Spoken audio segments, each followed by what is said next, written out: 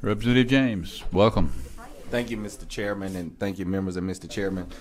Thank you for allowing me to bug you all day today. I've been in Well, we saved you to last. next door and a couple bills and other committees, so I thank you for your indulgence today. Members, this is we've had these discussions about therapeutic marijuana, and this bill is seeking to clean up as we continue to evolve and learn more with something this vast. We are continuing to see things that we need to go back and tweak and change in order to have a successful program.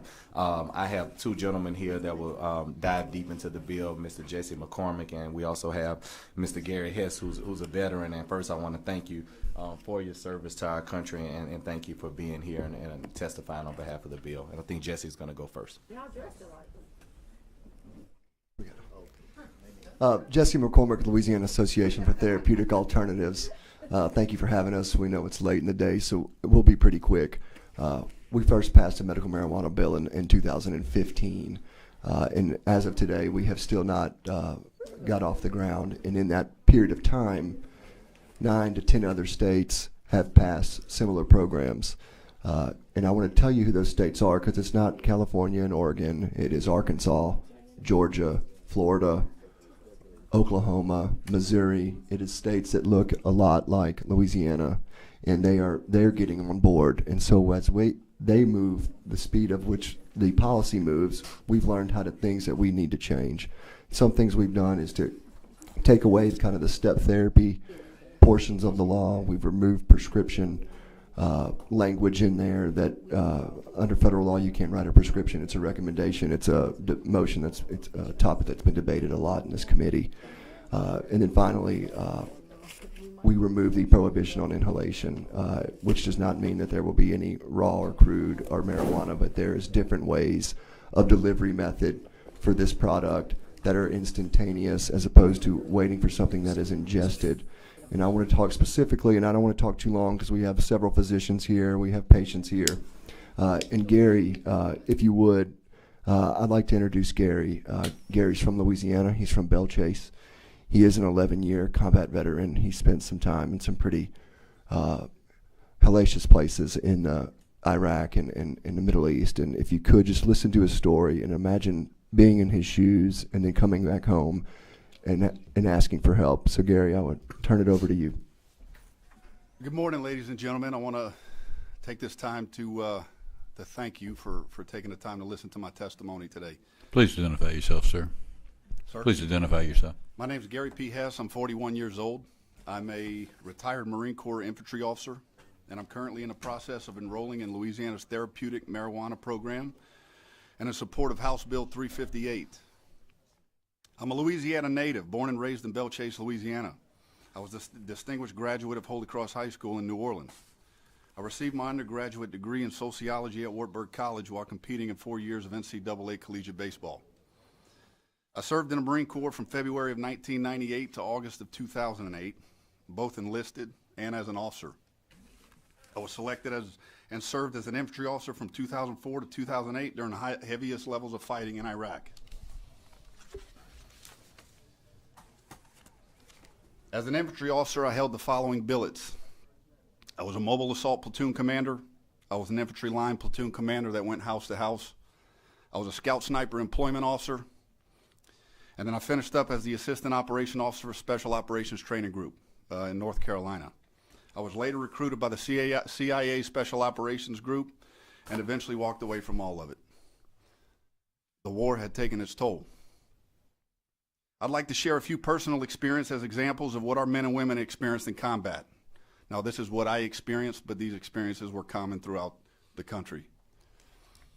March 21st in 2005, while conducting route security for convoy escorts, my lead vehicle was hit with a suicide vehicle-borne improvised explosive device, decapitating my gunner and critically wounding 2 others inside of the vehicle.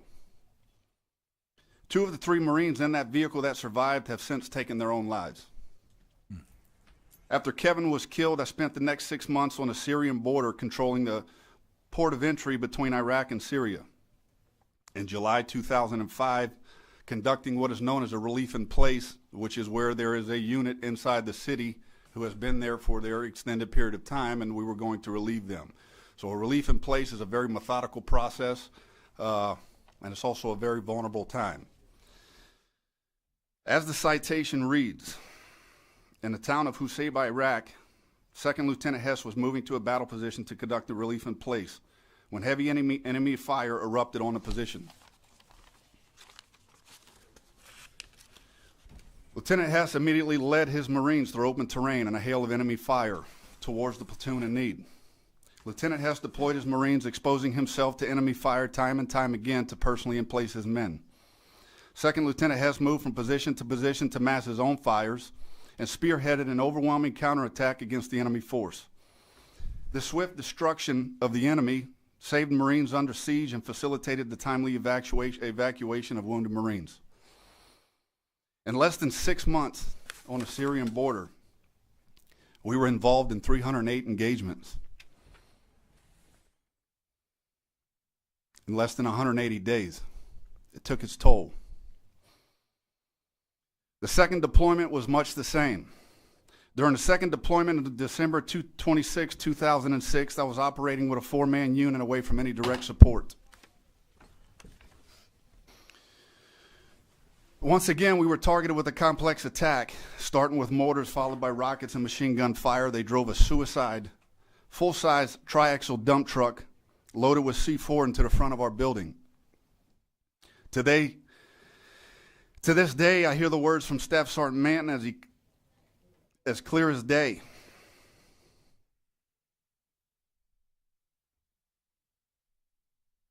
They killed Josh, sir. They killed Josh. He didn't have to say a word. I saw Josh's body fragments all over him. I walked to the top of the building where Josh's body was lying. He was laying in a puddle of expended brass, thwarting the enemy attack. In 2008, I was honorably discharged with service-connected disabilities consisting of traumatic brain injury, chronic pain in shoulders, spine, and ankles, severe hearing loss, insomnia, and post-traumatic stress disorder, to name a few. As I transitioned home, I did not anticipate the problems that I would soon encounter and worsen considerably over time.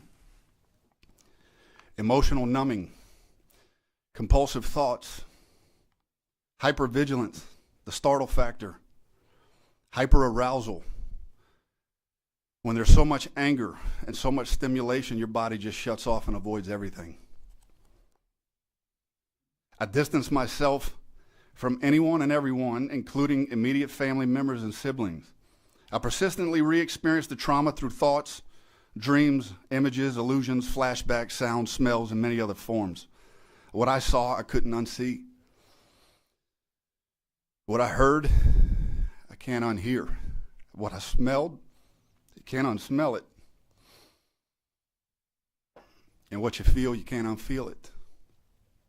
Within a few short years, I was unable to regulate and control my own emotions. Anger, sadness, frustration, anxiety, insomnia, depression, guilt, and compulsive thoughts dominated my daily activities. They consumed me. The simple acts of waking up and going to bed became very difficult tasks. I reached out to the VA in an effort to find a solution. From 2009 to 2017. I was prescribed the infamous combat cocktail consisting of Adderall to keep me focused and alert during the day, Ambien to put me to sleep in the evenings, along with Prozac, Zoloft, and many other painkillers over time.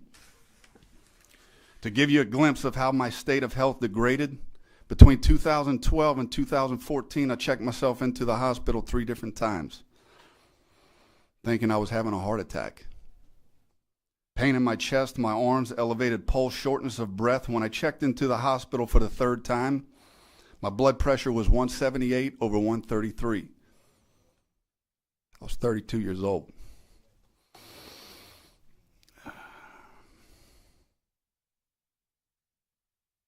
Couldn't understand why this was happening to me. By 2015, I was mentally broken. My wife was leaving me. My business was in shambles. Mental and physical health was degrading, and I could not figure it out, nor could I stop it. I was inadequate. I was a failure. This behavioral pattern became unbearable, it became unbreakable, and prevented me from taking proactive steps to recovery. Starting in 2016, I was introduced to various forms of medicinal marijuana consumed through oils and edibles. There was a noticeable difference over time, but I felt that I had no control over the dosage or its effects. The delayed responses and uncertainty of edibles and oils lacked the immediate delivery needed for PTSD symptoms. I want to paint a picture. As that full-size triaxle dump truck, the same ones you see driving down the interstate every day through Baton Rouge, drives into the front of my building, that image is ingrained. It will never go away. So as I'm driving with my 3-year-old son and I pull up next to a triaxle dump truck, whether I like it or not, I have some type of response. Sometimes it's good, sometimes it's bad. A delayed response and the self-medication is not the answer. It does not help. In 2017, I had the opportunity to visit a therapeutic alternative pharmacy and gained access to lab-tested pharmaceutical-grade marijuana with a metered, immediate delivery mechanism as an inhalant. Within minutes of experiencing powerful triggers, the rapid delivery reduced and rid me of the anger within minutes. Within minutes, the anger was out of the equation. The anger subsided, and my mind was no longer forward. I was living, I was thinking, I was breathing in the present, in the now, the right now. That is something I had not done in a decade. The anger did not consume me. I did not avoid. For the first time in over a decade, I confronted with logic, not avoidance, and really began understanding my triggers. On that day, my life changed for the better. Medicinal marijuana, delivered immediately, removed anger from the equation. It empowered me. It gave me much needed hope. It gave my wife hope. It gave Lincoln, our new son, hope.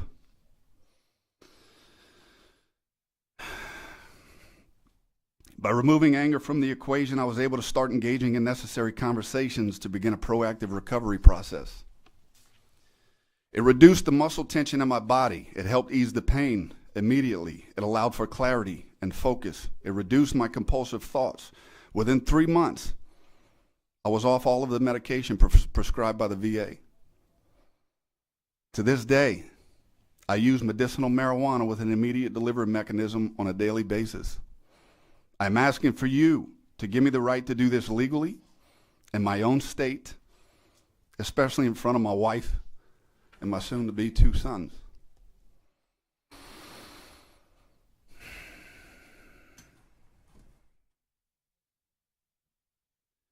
Given its federally prohibited status, veterans are still instead steered toward antidepressants and antipsychotic medications that have had very little success in treating severe PTSD symptoms. 22 veterans a day are taking their lives. 22.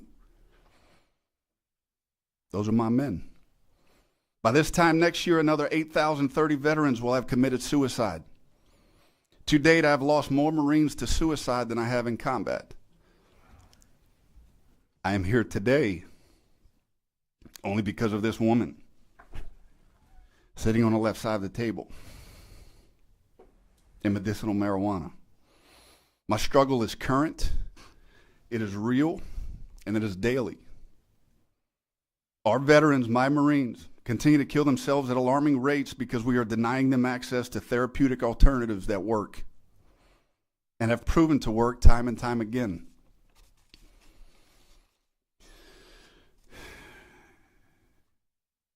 Ladies and gentlemen, in my entire life, I never thought I would say this, but you're looking at the new face of marijuana. I'm asking for your support on House Bill 358.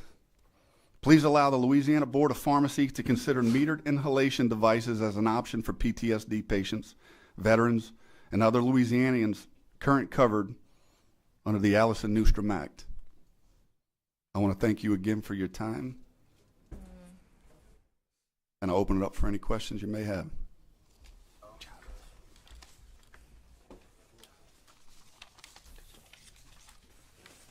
We do have a question from Representative Jackson. Mr. Chairman, not a question, but a statement. At the appropriate time, I'm going to move favorable on this bill. I don't know when the appropriate time will be, but I want to note that for the record. I want to thank you for coming before us. It takes a lot of courage to stand and tell your story. Some of us still haven't gotten to that point. It's always our constituent stories we seem to tell when we're here, but yours is a compelling one, and we understand. We have someone that sits to the left of me who's served as well, and he always gives us the truth of service, and you did that for us today. I respect you wholeheartedly because you protected and served us, and I think what you're doing today is asking this committee to protect you for what you've done for us. Thank you. Would you like to speak, ma'am? I would, if that's okay. Yeah, sure. Please identify yourself. My name's Brianna Hardy. I am speaking today to give the perspective of a spouse and family member in favor of the legalization of the metered inhalation method of medicinal marijuana, which you've heard my husband speak more about. My personal experience as the partner of a combat veteran is unique to our family. But I feel strongly that the challenges we face and have faced in the past are shared by many, and that the benefits this treatment method has brought our family in conjunction with traditional therapy can likely be applied to many others who are struggling to keep a family member with PTSD and thus their family unit not just intact, but on a road to recovery, physical and mental well-being, and productivity. I don't need to tell you the myriad list of struggles facing veterans who have seen active duty combat upon re-entering civilian life. Gary just did that. We know the suicide numbers, and we know what we are doing to help them is not working as effectively as we would hope. If there is something, anything, we, the privileged few, who sit back and try to imagine the world they've seen and the physical and mental struggles they face as a result of their service can do to aid in the process of allowing them to recover a somewhat normal, productive, enjoyable life, we owe it to them. We owe it to their families who witness their pain day in and day out for weeks, months, and years after they have returned home. If we have the ability to make a decision that could help a small percentage of these struggling men and women and their families not to become a news story, not to become a shameful statistic that our country simply cannot continue to deny, why would we deny them that chance? My husband could have been a statistic. It's a series of small miracles, mistakes, love, stubbornness, therapy, trial and error, more love, more therapy, and determination that the man you see speaking in front of you is even here today.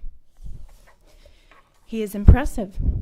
He is strong, intelligent, and hardworking. I could go on, but he's human, and I cannot fathom the life he lived while deployed.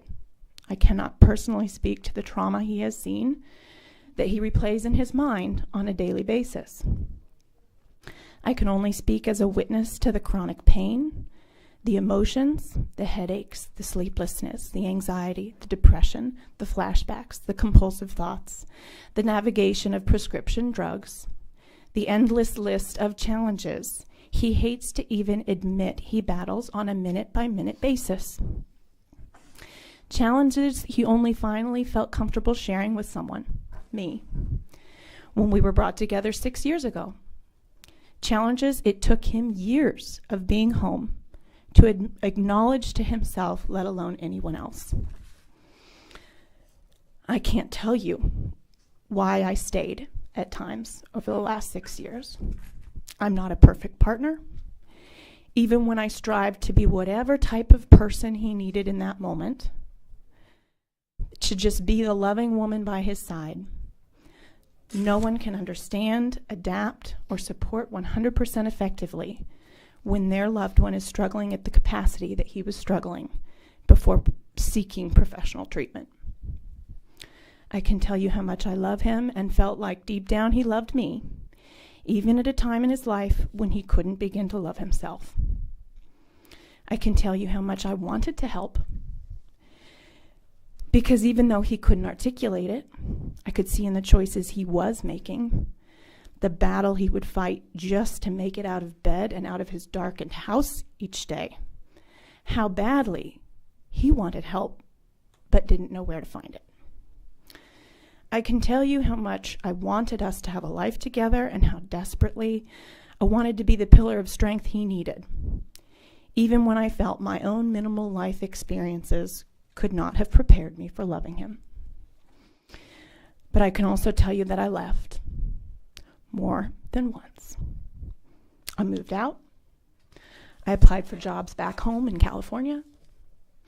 I thought about moving in with my cousin in New Jersey and starting over. I planned many times over the years to put the anger, the relationship struggles I was embarrassed to tell my friends and family about, the resulting personal depression and doubt, the love I knew I was giving but couldn't necessarily be outwardly reciprocated, behind me and move on. Certainly as a woman, the narrative we hear about how to love and be loved, the expectations we are told to set the bar for how to be treated by our significant other, are not geared towards those of us in relationships with a former combat veteran. It simply doesn't apply to us. Otherwise, none of us would stay or come back, and our partners would lose the person they have chosen to finally share this journey to recovery with. A journey that takes years of work, is riddled with pain, but can result in joy. Around a corner to a normal life with a light at the end of the tunnel. A journey that can result in thriving careers, happy children, and deep partnerships most of us only aspire to. We are still a work in progress and always will be. We took a lot of time to get here, and we will never have a Nicholas Sparks level romance. We put in the work, and there were times we both wondered if we had put in enough work, if it would ever be enough. If we had had the means to enhance the effectiveness of our traditional VA prescribed therapy process in a healthy, controlled manner years ago, maybe I wouldn't struggle with the guilt of knowing how many times I told him, the hero, the man I love, that I've had enough and I can't put up with it anymore. If we'd had some alternative to ease the cocktail of prescription drugs to help him and help us, maybe I wouldn't have feared so many conversations, repressed so many emotions, and held back from the productive moments as they arose because we hadn't mastered the communication techniques necessary to navigate those situations outside of our therapist's office. All the work we put in has kept us churning forward. The effects of years of therapy, the help of prescription drugs, those things must be acknowledged. But for us, and for so many, those things alone were not enough. My husband, like many of his veteran brothers and sisters, will always go above and beyond, and was not afraid to seek out the means to do that in his journey to recovery for himself and for our family, even if that meant going outside traditional means, even if it meant trying something with a decades-long social stigma attached. His willingness to have an open mind, to put himself out there, has brought our collective health and happiness to a level I'd only dreamed we might one day achieve. If he can help others struggling to get out of the darkness see some kind of light, I know he will, and he will do it with my full support. I am so very thankful to him for not giving up. I am in awe of the journey he has taken to be in front of you today, and I am grateful to each of you for hearing us, considering our perspective with regards to an issue that can have a monumental impact in the lives of our veterans and their loved ones. Thank you. Thank you. We have some other green cards that had asked to speak. Yes, sir. Sure. Okay. Representative Cox. This is what I want to say. Hess, man, you know, I know what it took for you to get here, but to your wife, I really want to thank you, because I know when I get home, I need to go talk to my wife, because I know I know what you go through, but it's the first time I've ever been on the other end and I heard somebody who had a cry from a loved one and stood there with them. And I'll tell you, only by the grace of God that that you go through these things. And I appreciate you standing by him. And just remember that, and I know it's a simplified thing for you, and he has a video that I'm going to send out for you, all of you guys to see. But I appreciate what you're doing, man. It's for the others and not so much for yourself. This guy's a really quiet guy, and he's now come out, and what he's done today is really an emotional thing if you have not realized that. And my hat's off to you, and as I usually say, hooah, you stand the ground, man. Thank you, sir. Appreciate it. Thank you. Scott Chapman, Dr. Chow, Danny Ford. Do y'all want to testify? Mr. Chairman, in the interest of the time, we're just going to have a couple of the physicians come up, talk about it from a clinical perspective. Okay, that's fine. We had a number of cards that wanted to speak, but just identify yourself, please. Hello, good morning. Thank you all for giving me the time to speak. My name is Dr. Victor Chow, and I think it was good to hear a individual patient's perspective on the benefits of inhalational medical marijuana. So I want to give a little bit more of a cut and dry clinical analysis, but I will also be brief. In the past year and a half, I've spent a lot of time working with patients who have desired medical marijuana as a treatment option. In fact, I've personally communicated with over 1,500 patients, a couple hundred of whom have PTSD, and that seems to be the second largest clinical group of patients that I've communicated with. And as you know, currently the Louisiana Medical Marijuana Program limits patients to really one of two main delivery methods. Tinctures, which is basically a medical marijuana extract that's delivered into an oil that you put under your tongue, and then a traditional oral formulation such as a capsule, which you would basically swallow. The main issues with both of those delivery methods is that, as the gentleman earlier spoke, they take at least 30 minutes, if not sometimes up to 2 hours, to have an effect. So if you were to have a situation such as a PTSD flashback, an anxiety attack, if you're a migraine sufferer or any type of chronic pain sufferer, and you're going to have a really bad bout of pain, a severe muscle spasm, waiting 30 minutes, 2 hours can be an excruciatingly long length of time. On the other hand, inhalation delivers results within 30 to 60 seconds. So you're talking about easily a 100-fold decrease in the amount of time for patients to see an effect from their medicine. So allowing patients the option of this additional route of medication, I think will help many, many patients that are seeking treatment through this program. Thank you very much. Thank you, sir. Good afternoon. I am Dr. Ward, Gregory Ward. I'm currently a practicing physician in Baton Rouge, Louisiana. My specialty is physical medicine rehabilitation. My undergraduate degree is from Wesleyan University, Middletown, Connecticut. Attended Medical College of Ohio. Pursued a residency training program at Rush University in Chicago, Illinois, and spent a year at Mayo Clinic before pursuing a PhD program at University of Chicago. I am currently the Director of Spinal Cord Injury, Head Injury at the Rehabilitation Hospital, Baton Rouge. medical director at Lane Rehabilitation Center, and currently medical director at Accord Rehab in a small community rural rehabilitation center.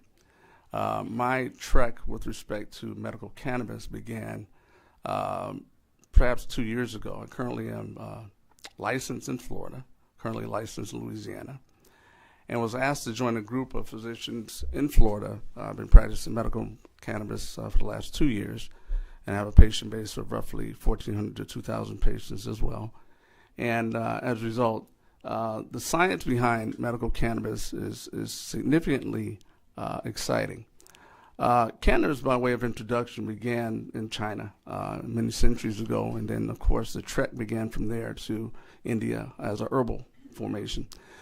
Cannabis, by and large, not to regress from the current scope, but nonetheless to give some background in the scope of how the medicine or the science behind it is important, began as it's a extremely interesting plant by way of the fact that there are 400 different cannabinoids in the plant itself, and extraction principles have yet to elucidate the entire scope of how this medicine continues to work. With respect to the current inhalable status or the aerosol status, is a clean form of delivery. And in fact, the studies began with the pharmacy and toxicology studies that began with aerosolization of tobacco versus the vape systems, et cetera, or the aerosol vape systems began, such as a cleaner delivery, quicker delivery. So with respect to the medicinal component of it, you think of aerosolization of cannabis as a short-acting medication, while the edibles and some of the oral agents are more long-acting, because there's a biochemical component that takes place in the system, delivery system, that creates a longer acting component when it's edible. So in other words, the active component of the cannabis plant, there are two components, CBD and THC. The THC component is a hypnotic, it's also psychoactive, and with respect to the CBD component, that is the anti-inflammatory based component of the plant itself. Without the two, you have to have both clinically, because one helps to limit side effects that might be associated with the THC, which might include irritability, excitability, etc. But it's also, from the THC standpoint, from that perspective, is the psychoactive component, which allows patients with PTSD and other generalized anxiety components to offset some of those effects that exist with those patients. Now, having said that, clinically, with respect to PTSD, there are two receptor sites in the brain, notoriously in the amygdala. The amygdala component of the brain it's the area where we think it's called part of the limbic system, whereby our emotions, fears, anxieties take place. The amygdalae, meaning that there are two aspects of it, which are one on each side of the brain, have receptor sites for the CBD type 1, the two receptors of CBD type 1 and type 2, of which and by which the THC molecule attaches to the CBD in conjunction. It's like a cofactor, but it impacts in such a way that it gives rise to a clinical outcome that's favorable. With respect to that, in its scope of concern, I believe that generalized anxiety disorder needs to be a part of the clinical conditions that qualify for patients who receive medical cannabis from that regard. So without much delay in this process, I've seen cases of PTSD. I used to be part of the NFL brain injury program, was a treating physician for numerous athletes who suffered from what we now know as CTE. And in this regard, the medical cannabis is becoming in the forefront with respect to its clinical efficacy and the outcomes which give us the necessary re-entry into society, which is part of my specialty as a physical medicine specialist, to see patients clinically improve so they can become functional. And of course, our goal as physicians is to protect the public. So by way of introduction to the existing board, and I thank you for the opportunity for this discussion, is that we look and research in the domains that exist with respect to all the properties that exist with the cannabis plant. It looks more and more we're seeing more elucidating components of the plant. Again, there are 400. Maybe 2 years ago we thought there were maybe 60, but that's evolved into an entire cascade of what I call, it used to be a periodic table of elements in chemistry. Well, that didn't consist of 400 different cannabinoids in that sector. Henceforth, the physicians who are now introduced to this, what I would consider a medical renaissance of sort, okay, are now learning a little bit more about the science and understanding that science, and try to get rid of some of the dogma and some of the stigma associated with medical cannabis. So without further discussion, I thank you for the opportunity for this discussion, and would entertain any questions at this time. There are no questions at this time. Anyone else can come to the table? Good morning. Good afternoon. I think it's afternoon, not morning anymore. Is my microphone on? Hello? Where did you get that microphone from? We don't have those. I brought it in. I'm just joking.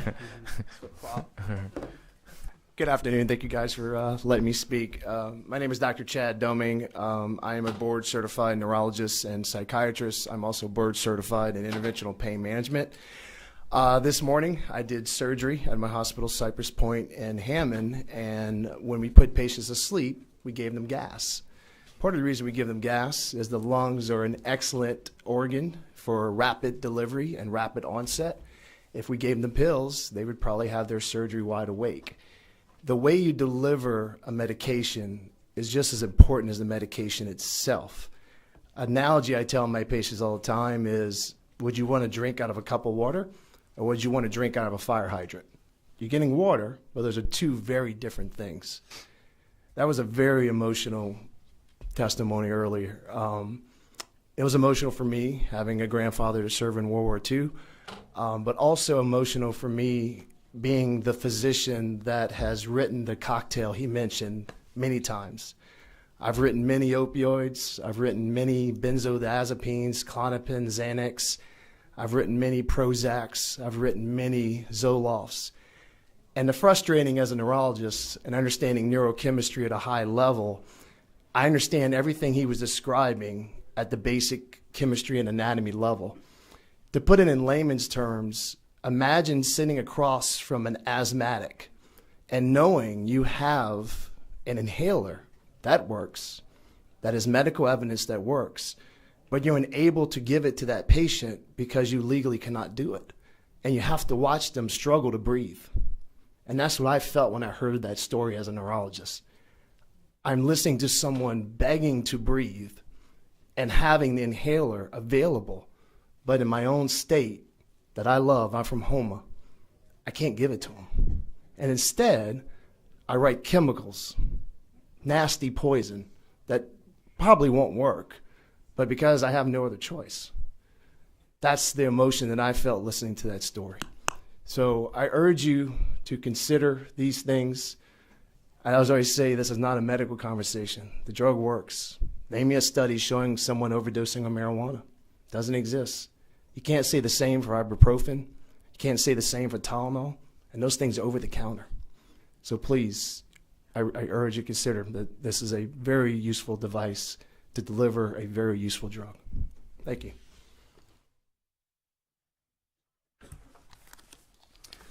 Good morning, everyone. I thank members of the committee for giving me the opportunity to speak.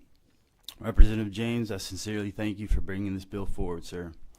I'm Isaac Thibodeau, founder of Cannabis for Warriors. I'm an American-born, Louisiana-raised combat veteran of the United States Army.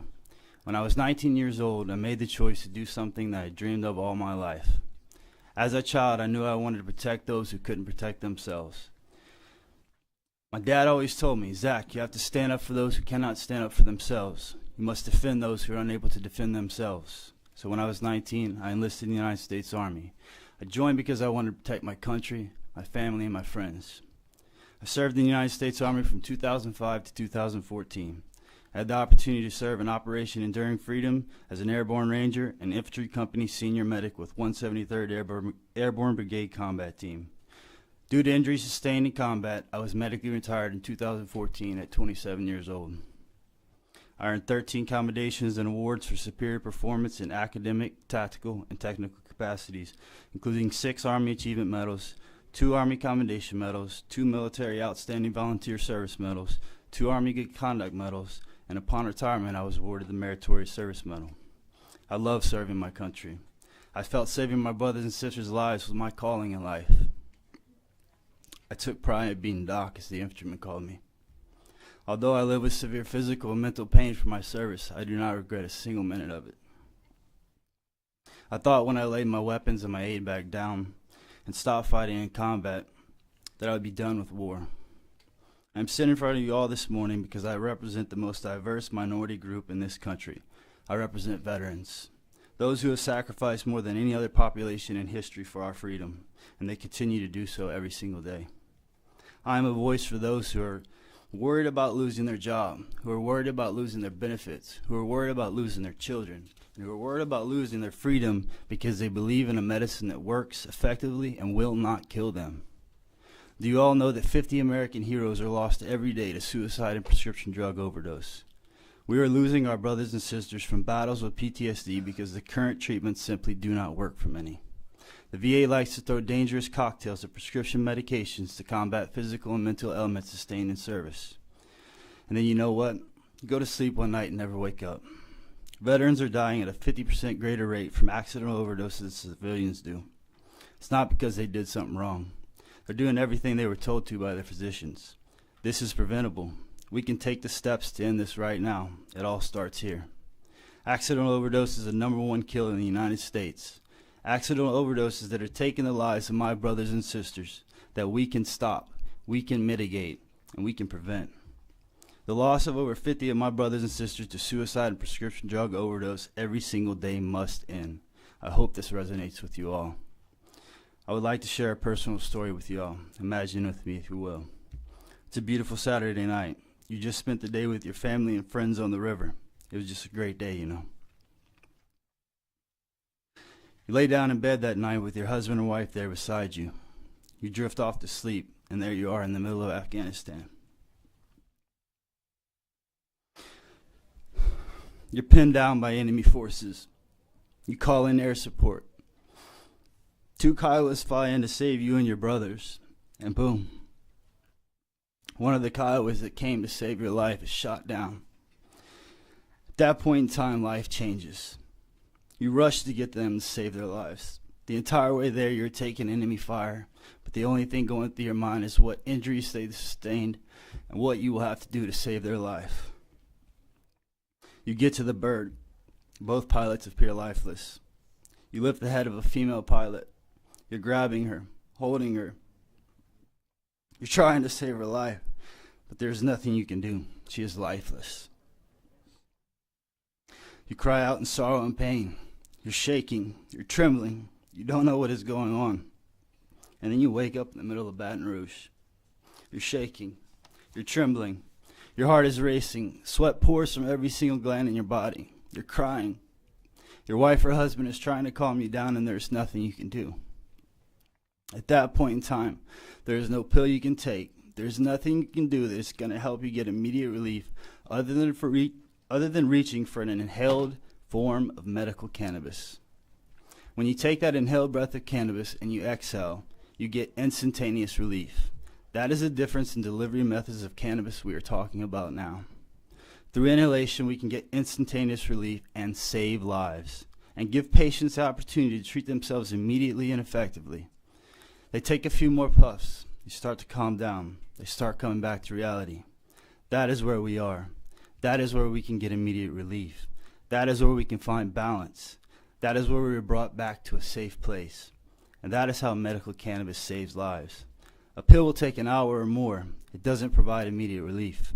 Medical cannabis in inhalation form helps immediately. Immediately. This is a very real scenario I just shared with you, and very real patients that our current model does not help at all. We need to expand our medical cannabis program to allow for inhalation of medical cannabis. We need THC and CBD because they work synergistically together. One must have the other to be fully effective treatment for most patients. When a veteran is awakened by severe pain or traumatic flashbacks, a concentrated form of cannabis is the only way to get instant relief. Veterans who are seeing the benefits of medical cannabis are being denied care at the VA because they are testing positive for cannabis when they are going in to get treatment. These veterans are choosing to live illegally rather than die legally at the hands of the VA. This is why the timing of this hearing and the committee's recommendation of expansion of our medical cannabis program could not be more appropriate. Members of the committee, today you may see this as a culmination of a lot of hard work, dedication, and time spent on something that you may all know and believe in wholeheartedly. I know that some of you are on the fence about this subject as well. Some of you may have thought that medical cannabis is a joke. Well, it is my hope that what I've shared with you today has changed your minds. Anytime you can save a life, it is not a joke. Today could be the day that Louisiana could lead the way in the South. Join the other 80% of your state that says we need to expand our medical cannabis program here in Louisiana. The citizens of our state have spoken. 80% support it. In closing, members of the committee, I charge you all with making the difference. I charge you all with being leaders in the South. I charge you all with saving lives. Please save lives. No one has ever died from an overdose of cannabis, and no one ever will. I humbly ask you to please support House Bill 358, and please put patients first. Thank you all.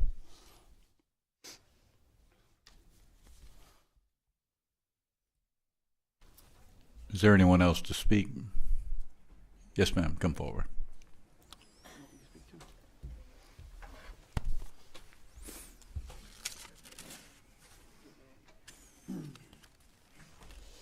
Good, whatever time of day it is.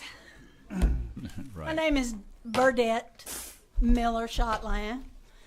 I'm kind of from all over Louisiana. I was born in Shreveport, as was Representative Cox.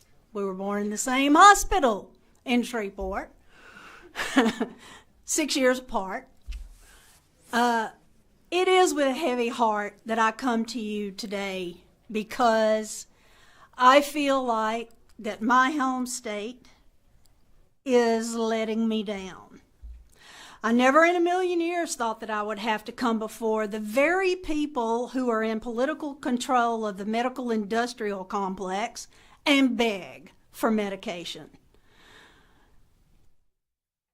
Myself and millions of others who are sick and are suffering from chronic illness.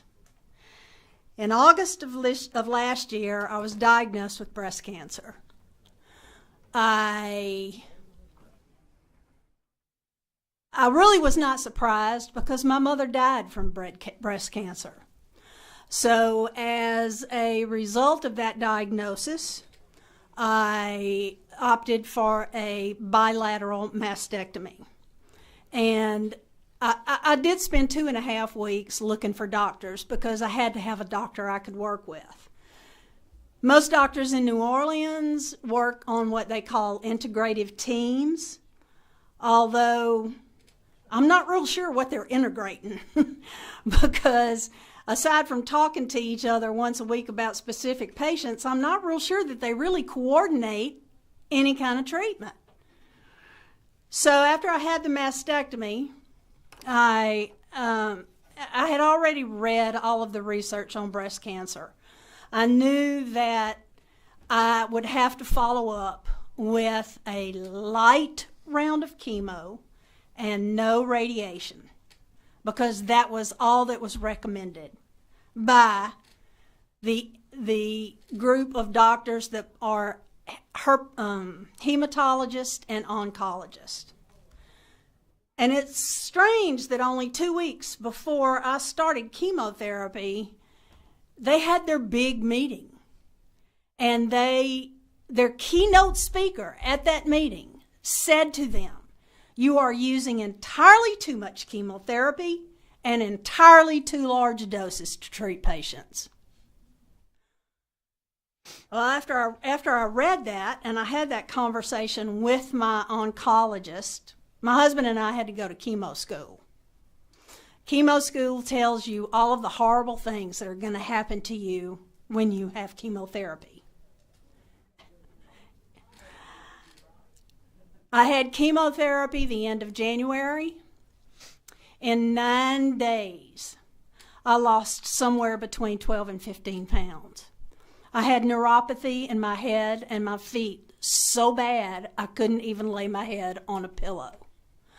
I had explosive diarrhea and vomiting so bad that I got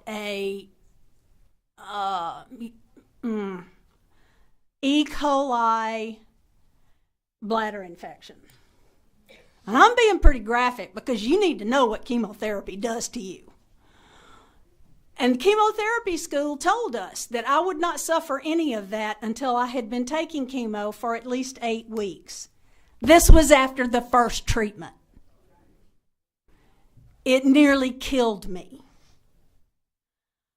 So, when I met with my oncologist after that first round of chemotherapy, she said, even though I had talked to her on the phone in those 9 days, I told her, repeated all of the problems that I had with chemotherapy. And she knew before she gave me chemotherapy that I was allergic to most narcotics and aspirin. I'm anaphylactic shock allergic to aspirin. I can't take aspirin. It will kill me. And she said, can I offer you something that's not as strong in a lower dose? I said, you know what? Right now, there's nothing you can offer me. You just nearly killed me. And you can't offer me anything else. When he described, where'd he go? The guy who was sitting right here, who was the soldier, when he described his anxiety, I had that anxiety, and I've never been to war. The same thing that he described is what I suffered through all one weekend. You want to know why I suffered through that all one weekend? Because my doctor, this happened on a Friday night, and I called my doctor the next morning. It was a Saturday. Guess what? The pharmacological drug that he had to give me in order to ease my anxiety, he couldn't write me a prescription for because it was Saturday. And I had to have a handwritten prescription to carry into the drugstore to get the drug. So that meant I had to wait until Monday. I said, okay, can I eat a cookie? I was very, very, very honest with him about my marijuana use. Because simvastatin gave me chronic soft tissue pain all over my body, and nobody caught it for 5 years. I suffered with severe pain for 5 years, and all they had to do was change my simvastatin, and nobody caught it. Okay? I have cancer. I don't even know the names of some of the drugs that they wrote a prescription for me to take. And none of them worked, Representative Hoffman. None of them. Not the nausea drugs, not the diarrhea drugs, not the go to sleep and quit having an anxiety attack. Nothing worked on me. And I asked my surgeon, I said, okay, can I eat a cookie? He said, I can't tell you to eat a cookie. I said, we have a medical marijuana law in this state. I don't understand why oncologists, for God's sake, of every doctor in the world, even have to have a piece of paper to write a recommendation for medical marijuana for a cancer patient. I don't understand that. Why do you have to jump through hoops when somebody's dying? Not one of the pills that she prescribed for me during that time worked. The only thing that worked for me was Rick Simpson oil, commonly called Phoenix Tears. It got rid of the diarrhea. It got rid of the vomiting. It got rid of the anxiety. It even got rid of the neuropathy. And nothing else worked. This is not secondhand information. This happened to me. I'm telling you firsthand. 2 weeks ago, I had my 50th high school class reunion. One of my classmates is married to an oncologist. I said to him, look, I know you probably want to talk shop during a party and we're having a good time, but I have been diagnosed with breast cancer. I have had a bilateral mastectomy. I had 1 session of chemo and told them I would not have any more. He said, "Good for you." I said, "Oh, God, well, that makes me feel a whole lot better about the decision that I made." And I can't tell you how making that decision not to have any more chemotherapy completely took all of the onus of this disease off of me. It is, he told me, he said, "Dee Dee, look, chemotherapy is archaic. It is dark ages medicine. We don't need to be doing it anymore. There's so much new stuff coming out now. There's immunotherapy, there's genetic testing, there's genomic testing of the tumor itself to figure out how to best treat your specific cancer. So I'm hoping if this stuff comes back, I'll never, ever, ever have to deal with chemotherapy as long as I live the rest of my life. I'm okay with dying, okay? I really am okay with dying. But the thing that frightens me more than cancer, the thing that frightens me more than having a chronic illness that I have absolutely no control over, the thing that frightens me because of all of this hypocrisy over medical marijuana, the thing that frightens me is that the state police, the DAs, and the other sheriffs in this state will keep this from ever happening. We all know that. So let's get it out. Let's talk about it. Let's figure out what it is we can do to give the sheriffs and the DAs and anybody else who really objects what they need to know or what they need to get to be able to do it. I'm tired of waiting. I'm 68 years old. And the treatment that they put me on to I love the way they go, battle your cancer. What does that even mean? You know, these guys are the battlers. I'm just a 68-year-old retired union organizer. I don't know nothing about battling. This has got to stop. I came here with a prepared statement, and I hadn't even read it. But you know what, folks? This is not rocket science. It really is not. And if you have not had somebody on your staff, Mr. Miller, or somebody, or yourself, do the research, look, just do me a favor. Just Google medical marijuana and Israel and read everything that pops up on that page.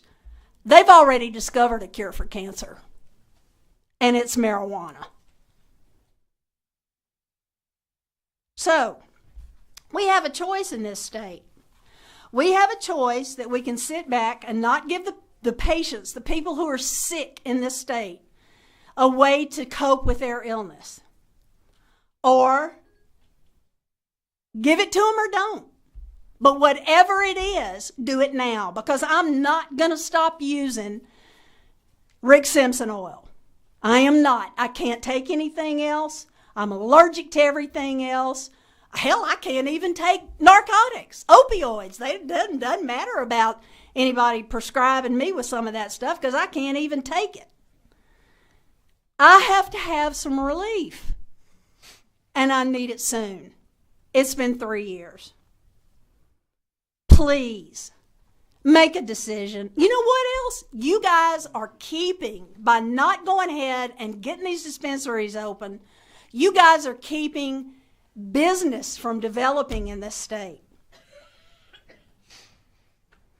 Now, you need to think about that, because I'd love to be one of those business owners. And I can't do it because I don't want to go to prison. Because I'm too, I don't know, actually, you know, that might kind of amend my retirement plan to food, clothing, shelter, and I'd be taken care of and done. I thank you for letting me come before you today. It's taken me a while to even be able to have enough energy to come to Baton Rouge to be able to do this. I'm I just can't tell you how horrible cancer is unless you know somebody you love, or yourself has gone through it. Because I'm telling you, the treatment that they have for cancer now will kill you. And I know some of you are doctors. Thank you, ma'am. Yes, sir. I think we're done. For Okay. testimony. I need to read the card in. We have a number of people present and in support, and we've heard from some of those. Caitlin Castleberry, for self, Elizabeth Damron, Sensible Marijuana Policy of Louisiana, Jean Francois for self, Danny Ford for LATA, Dr. Scott Chapman for self, Magella Bro for self. I may not be reading all these names properly. Edelik Schaefer Carter for self, Brian Greer for self, Monica Stampley, Parents of Children with Autism, Katie Myers for self, Peter Prevo, Bridgewest CPAs, Katie Corcoran for self, Heather Carter self, Mariana Thibodeau, Husband and Veterans, Kevin Colwell, Common Self, Northeast Louisiana, David Brown, Sensible Marijuana Policy for Louisiana, Annette Connor self, Pat Trahan self, Aaron Anthony Trim, the first, Stacy Ballard, first 72 plus, Kristen Edwards, 72 plus, Veronica Dominic for self, and a white card, Jacob Irving, Holistic Healthcare. We do have some opposition cards present and would like to speak in opposition. Dr. Will Hall from Louisiana Baptist Office of Public Policy. Dr. Hall, if you'll come forward, please. Also, in opposition, although not wishing to speak, but present in opposition, Christopher LaBeouf, Louisiana State Medical Society, Jeff Williams with the Louisiana State Medical Society, Michael Renata, Executive Director of the Louisiana Sheriff's Association, Gary Bennett, Assistant Executive Director of the Sheriff's Association, Ashley Politz, Louisiana AAP, Shannon Durman, Louisiana Sheriff's Association, and Maria Bowen, Louisiana State Medical Society. Yes, sir. Thank you, Chairman Hoffman. It's kind of intimidating to come up and have to testify, having heard so many heartfelt testimonies, and I feel a lot of compassion for the individuals that have shared their individual stories. Yeah. But there's been a lot of confusion also in what has been said and what has not been said. You know, when people talk about medical marijuana, there's really, you have to ask them what they mean by medical marijuana. When you're talking about inhaling, are you talking about inhaling THC, CBDs, CBNs? As Dr. Ford said, there are about 400 chemical entities in pot plants, and about 60 of those, 60 to 80 are cannabinoids. And those do include CBDs, CBNs, and THC. CBDs being the precursors of THC, the psychoactive element of marijuana, and CBNs being metabolites, which basically means that over time THC breaks down into CBN. So you have a number of components. And so as people talk about, in fact, Mr. Hess's testimony kind of segued into some of the things I want to talk about when he said that when he was taking edibles and cannabinoids, one of the things that was hard for him is he didn't know what dosage to take or what dosage he was taking in terms of what was contained in the edibles and such, and that's problematic. I will say this, that it is encouraging that he has found some relief using, I don't know what to call what he's, in terms of medical marijuana, what he's using, but because the research argues against it. And if you allow me to just share some of those from the National Institutes of Health, specifically regarding PTSD, and then I'll share my concerns about why we should pay attention to this. As a preface, though, I would just like to read a statement out of the Therapeutic Advances in Pharmacology journal about the complexity of cannabis. They describe cannabis as complex with major compounds with opposing effects, referring to the CBDs and the CBNs. And they talk about the discoveries that they've had in terms of how these impact the neurotransmitters in the brain. But here's the point that I'd like to highlight. There's been a recent consistent worldwide increase in cannabis potency with increasing associated health concerns. A number of epidemiological research projects have shown links between dose-related cannabis use and an increased risk of development of an enduring psychotic illness. However, it's also known that not everyone who uses cannabis is adversely affected in the same way. What makes someone more susceptible to its negative effect is not yet known. However, there are some emerging vulnerability factors ranging from certain genes to personality characteristics.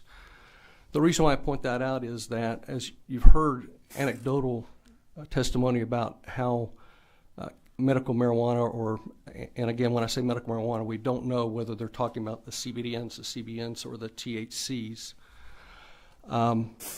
It doesn't have the same effect for everyone, and that's why I'm urging you not to lessen the research restrictions and some of the other medical restrictions that you have in place now with the oversight of the Louisiana Board of Pharmacy.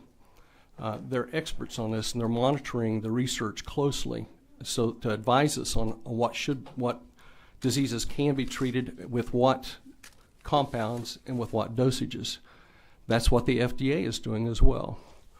Specifically regarding PTSD, I would share with an article that was published in the Journal for Clinical Psychiatry, 2015. This was a National Institutes of Health study.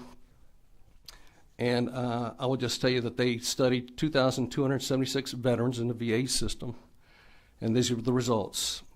After we adjusted for relevant baseline covariates, marijuana use was significantly associated with worse outcomes in PTSD, symptom severity, violent behavior, and measures of alcohol and drug use when compared with stoppers and never users.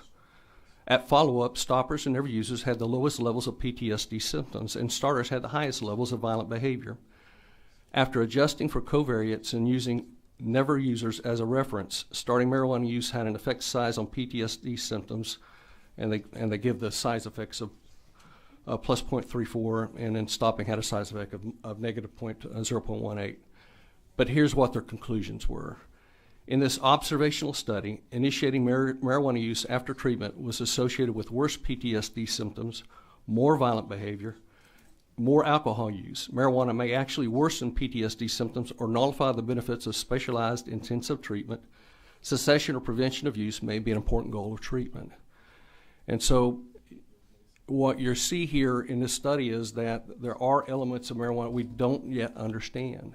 You might remember that GW Pharmaceutical came and testified, I believe, before this committee 2 years ago regarding a drug that they were proposing for the treatment of epilepsy. And you might remember we had a number of young children in baby carriages were brought into the chamber.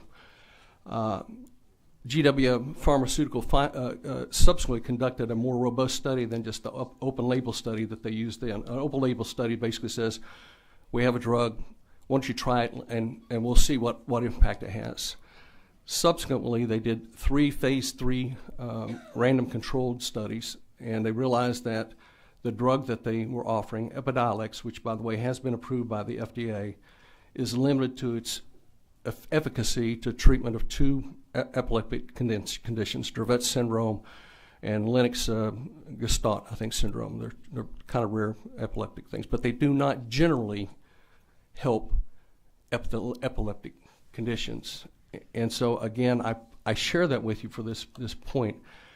We need to make sure that there's ongoing, robust research into what parts of the marijuana plant are effective in treating what conditions and at what dosages. For instance, with Epidiolex, it's not effective. In fact, it's a danger to children 2 years old and younger. So they don't recommend using that for children that have those conditions that are that age. So as you consider Representative James's bill, I would urge you not to lessen the oversight role that the Board of Pharmacy has in oversight of this particular issue. And I'd be careful about just opening the doors to any condition and without defining what medical marijuana means for that particular condition. You need to know, and doctors need to know, and I'm not against doctors prescribing medicines that are effective, but they need to know and be effective through proper research and through the oversight of the system that's in place for this very reason, to protect us from prescribing what essentially is snake oil in some conditions. And that completes my testimony. Okay, sir. Here's one question from Representative Cox. Yes. Yeah, how you doing? Doing fine. How about you? Here we go again. Yeah. Let me say this. You are not a doctor. Am I correct? I am a PhD. That's not. I mean, are you a? Let me restate. Are you a medical doctor? I'm not a medical doctor. Okay, I'm a okay, researcher. all right.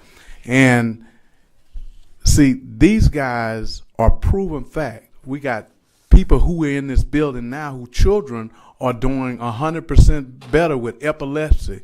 Did you know? I'm gonna try to stay in front. Excuse me, Mr. Chairman. You gotta give me a little leeway here, yes, because these guys. Hey, listen. Let me read you a message. Sure. Hess sent me a message because I give veterans my number. He sent me a message saying, I'm not going to call his name because I don't want him. He says one of my snipers is down. He died because nobody wanted to help him.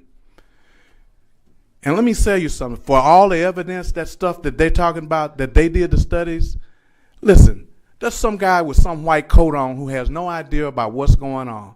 That's not true, sir. I'm just telling you what I know. I was in the Army, and I seen all these folks who would do these half-study studies. But when these people right here come to us as the state of Louisiana, you're one man with some stuff that you're not a doctor, and you know. And let me tell you about the FDA. The FDA approved Xanax. The FDA approved codeine. And it's killing my guys. They approve these psychotropic drugs that drives us totally crazy. They didn't prescribe it in the way they're being abused. They're not being oh, wait a minute. Oh, please, don't say anything. Please. Please. I can say, but he can't. You can't. Listen to me. These guys, let me tell you what happens. And I'm not going to testify on the phone. I'm not coming up now. I just want to say what I got to say right here, Mr. Chairman. Yeah. Let me tell you something. I got a son that can't get back from the war. And you know what they do? Hess was blessed by having a wife, but they disassociate them from themselves, from the family. Then they start using these other drugs because then they decide to turn them off. And then they disassociate themselves from the family. And you know what happens? They disappear and they become homeless. I understand, sir. But yet they fought for this country. 6.5 years on the battlefield. I fought for this country. And for me to turn down these guys and for you to come in here and say this stuff, it's I don't know why you're coming here with this, but you have the right. But you didn't say that these other drugs that are killing our veterans day by day, because when they wake up, their mind ain't right. They've been dreaming about killing somebody or having to pull a trigger. A sniper tell somebody that I tell him to pull a trigger to kill a kid. I never can forget that. Excuse me, Mr. Chairman. You tell me about how bad marijuana is. Let me tell you how bad a cigarette is. You ever smoked a cigarette? No, sir. Well, thank God, because it got, depending who you're talking to, it's got 600-700 chemicals in it, and it's got arsenic. I didn't see. I don't think we prescribe arsenic either, sir. Well, I agree with you. You're absolutely right, because it's to kill. They use bugs. I take cigarette butts and make my poison to kill bugs on plants when I can find them, because I don't smoke. But let me make this perfectly clear. We're talking about what it hadn't done for anybody. Let me tell you something. If I could save just one Hess, if I could save just one other brother who's been on the battlefield, until you feel that the heat and the flames and the firing of rounds, you can't forget that. These guys deserve the opportunity.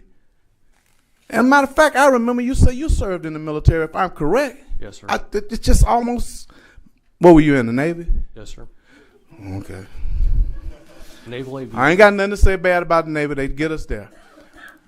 Hess, don't you laugh. I mean, but having said that, I don't want to, and I apologize because I am really passionate about this. If I say one Hess, this guy comes home. You know what he did? He came home and started picking up wood. He ain't tell you about that. He's got about 16 buildings full of wood. And he goes out, and that wood is his passion for him to make things. I know, because I build stuff and make stuff. It makes me feel better. And for him to come tell you what's happening today, for his wife to sit there, this is what I'm saying. You talk about marijuana ain't never killed anybody. I never heard about that. But opioids, they killing them so bad that now we're opening up places to try to help them. So I just cannot see. Why are you calling me? You let me respond. No, well, I'm going to be done, and because what you're going to say is not going to make me feel any better or inflame me. I'm just saying is that these guys, if we can save just one veteran, if I can save just one guy who had to drag himself out off of the bloods and guts of others, this is what their problems are. The real combat guys is that they have this thing about, I made it out. And nobody owes me anything. And then they try to get in there and they suffer by themselves. And when they suffer by themselves, trust me, these guys are some of the most dangerous people in the world. The most dangerous people in the world that you paid for to train. I pray to God, and what they're doing before they will fight you, they will kill themselves. And I myself cannot stand here to see this injustice. And as a fellow service member, I'm kind of appalled, man. I have a problem with you trying to stop helping another one. And I know you're saying you're not. Well, you're wrong, and I need to respond. Well, you now, can respond when I finish. Well, I will. You will then, and let you do it. The bottom line is this drug can help. It helps the elderly with cancer. You you speak when I get through. Which part of the drug? You listen. I don't care what part it is. It could be the tail or the front, man. It doesn't make a difference. It does make a difference because listen. Let me finish, Mr. Chairman. Let me finish, and then if he lets you talk, you can talk. And I'm done. And this is what I'm saying. It helps the old. It helps the young. It helps little children. I got representatives here, got a child, and stuff that's helping them. Well, how can you? And so, having said that, if something good happens, the one thing the federal government has a problem about is they need somebody to tell them that change is on the way and that we need to do something to help our service member. Because that guy right there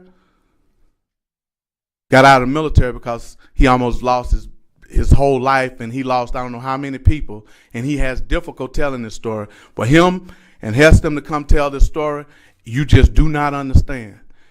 I stood here, and the only thing I could do was to grimace, but I felt them. I know how difficult that was for them. And so whatever I have to do, Mr. Chairman, I apologize for being a little cast out there, but you pray for me. You hear me? Mr. Chairman, because I'm going to tell you the other thing is prayer is the only thing that's going to keep you really, really sound as you go through this process. Thank you, Jesus. You want to respond to this question? I will say this. And Representative Cox, you misrepresented who I am and what my intentions are here. Yeah. One, I'm not against using what is derived from CBDs that are effective in treating any illness. What I'm urging this committee to do is not to abdicate the responsibility and give an oversight, so it's not just a Wild West out there in terms of what we're doing and what we're exposing the population to. If we know what is happening for Mr. Hess is effective, we need to get it to our experts to find out who else it can help. 10 years from now? No, it can be done now, but it needs to be done with prudence, Mr. Cox. Thank you, sir. Are you done? I would just say there's no other questions. That I'll close with just saying this. Make sure that we don't rush into things. That's the only thing I'm saying here. We should not. It's not about I don't see marijuana, medical marijuana as a boogeyman. What I do see is that our rush into this is that we're exposing people to, I think, shouts of hope when there might not be any, and there might even be adverse effects, as we found in other studies. In fact, in the GW study, Chairman Hoffman, I think about 21% of the children that were part of that study on epilepsy had to withdraw because it made their seizures worse. I just don't want to see that happening, especially as we're talking about our veterans, because I am a veteran, and I do want to protect our veterans. Thank you, Mr. sir. Chairman. Representative James, would you like to close?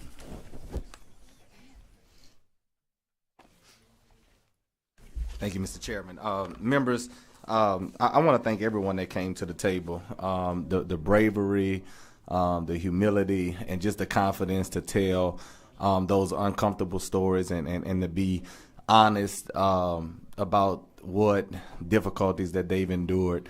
That's the type of courage that inspires me. So I want to, and on both sides, thank you to all the veterans, no matter what branch. I want to say thank you for your service. And members, this is a very passionate, for the three new members that I'm looking at, this has been a very passionate, and I'll tell you, we haven't rushed to do anything with this program. That's why I'm here. The first bill passed in 2015, so we're not rushing. What we're doing is we are being very deliberate, and we're learning different ways to enhance our program, because we want to do is save lives, make lives more enjoyable for the individuals. This does not open up any other conditions. This does not take away oversight. I believe your chairman, he passed a bill. I think that we have more oversight over the program than we had in years past. And I just want to assure you that there's oversight. We're not attempting to expand any more conditions. And I assure you, this is one program in the state that we are not rushing through. We are being very deliberate and taking time to make sure that we do this right. And members, I ask for your favorable passage. I know Representative Jackson made a motion, and I ask for your favorable passage of this bill. The bill, as we look through it, it makes some comments about proposed law deleting provisions of present law. The different aspects that it includes here. You want to just speak briefly to those? Yeah, sure. So number one, there's a requirement that the recommending physician be domiciled in Louisiana as long as they are the license. So this basically, we're doing that to avoid some constitutional issues and prevent some legal challenges, and it removes certain barriers that will allow us to have those doctors to have effective practice. Again, we're asking the pharmacy board to consider metered pharmaceutical grade inhalation devices, not non-metered. Again, those are metered inhalation devices, not non-metered. We're also... When you say you're asking the pharmacy board to consider, what does that mean? Exactly that. Right now, there's a blanket prohibition on... I'm sorry. Okay, go ahead. Okay, no. Go ahead, Jacob. Right now there's a blanket prohibition on... I'm sorry. My name is Jacob Irving. I'm an attorney in Louisiana. Turned in a white card for information for Ilera Holistic Healthcare. Right. Right now there's a blanket prohibition upon all inhalable devices. The pharmacy board is not allowed to consider approving any inhalable products. So what this bill would do is just to allow them to consider inhalable products. They would have to agree to do it, though. Correct. They would have to agree and approve it. And it also allows for patients to access generic forms. Right now, some of the information that we're getting is saving. Some of the FDA-approved CBD products cost over $36,000 a year, so it will allow for them to consider some generic forms of the medication. Okay. I don't see any other questions. We had a motion by Representative Jackson to report House Bill 358 favorably. Is there any objection? Wait a minute. Representative Jackson's not here. We can't bring up her motion. Oh, there she is. There's a motion by Representative Jackson to report House Bill 358 favorably. Is there any objection? Without objection, it'll report favorably. Thank you, Mr. Chairman. Thank you, members.